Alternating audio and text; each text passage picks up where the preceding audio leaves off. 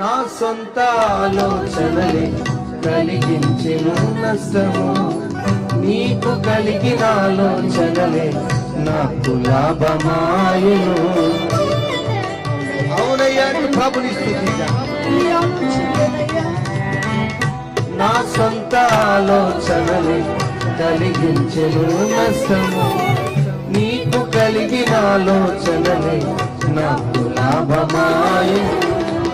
ఆలోచనకర్త ఆలోచనకర్త నీ ఆలోచనలే నాకు క్షేమమయ్యా. ఆలోచనకర్త ఆలోచనకర్త నీ ఆలోచనలే నాకు క్షేమమయ్యా. నీ ఆలోచనలే నాకు క్షేమమయ్యా. నీ ప్రేమ